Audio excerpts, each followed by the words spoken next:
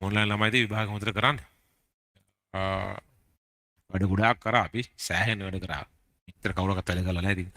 ආය මේවා ගැන මේ කියවන්න ඕනේ නැහැ. සෑහෙන වැඩ කරා. ඉතින් ඕගොල්ලෝ වැඩ කර ප්‍රමාණය ඇති එහෙම බැලුවම කවුරුත් මෙච්චර වැඩ කරලා නැහැ. ඉතින් බය නැතුව ගිහලා විභාගෙ ලියන්න. ඒ විභාගෙ කිට්ටු හින්දා සමහරලාට එක එක ඒවා හිතෙන්න පුළුවන් මේ ගමන කරන්න නැතුව ලබන කාර්ය කරනවා වගේ ඒවා. ඒ වගේවා හිතන්න එපා. එනවා නැවත වාරයක් කරන්න හිතනකොට වෙන්නේ මේ ගමන එන්න තියෙන රිසල්ට් එක එන්නේ නැහැ. දැන් හිතන්න මම අදත් කිව්වද පහදිත් මම කිව්වා මේ පාට හිතෙනවා නම් පාට B3ක් වගේ තමයි එන්නේ කියලා.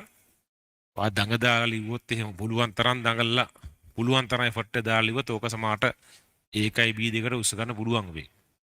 සමාට වෙලාව හොඳ නම් ඒ 2යි B1ක් එන්නත් පුළුවන්. හරි.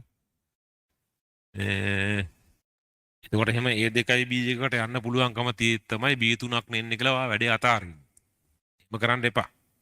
පාට B3ක් වගේ එන්න නියමිතයි. වම හාන්සි වුණොත් ඒකයි B2කට උස්ස ගන්න පුළුවන්. හරි. හැබැයි සෙකන්ඩ් සයිස් එක ගැන හිතන ඉඳ B3 එන්නෙත් නෑ. වලතර B2යි C1ක් වගේ තමයි එන්නේ. ඒතර ඒකයි B2කට යන්න තිබිච්ච එක B2යි C1කට වෙනවා. රෑන්ක් බර ගානක වෙනසක්. ඉතින් එහෙම කරන්න එපා. වාට දාන්න බල ලොකුම එෆර්ට් එක දාලා විභාගෙ ලියන්න. අද කවද්ද අද කීයදද 28 නේද අද? 28 නේ.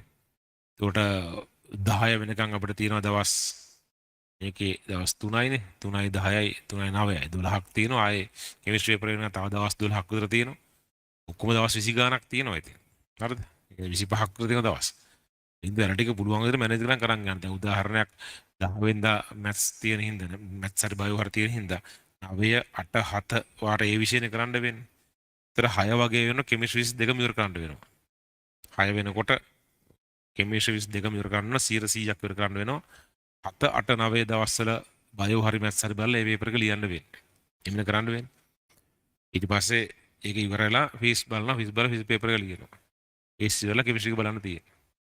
එන්න කරන්න වෙන්නේ. ඒකින්ද මේ දවස්වල කෙමිස්ට්‍රි අවසාන වතාවට බලලා ඉවර කරන්න. රෝනා තව දවසක් ගමුකෝ 6 7 8 9 දවස් 4ක් දෙන්නකෝ බයෝ වලට එහෙම ඕන.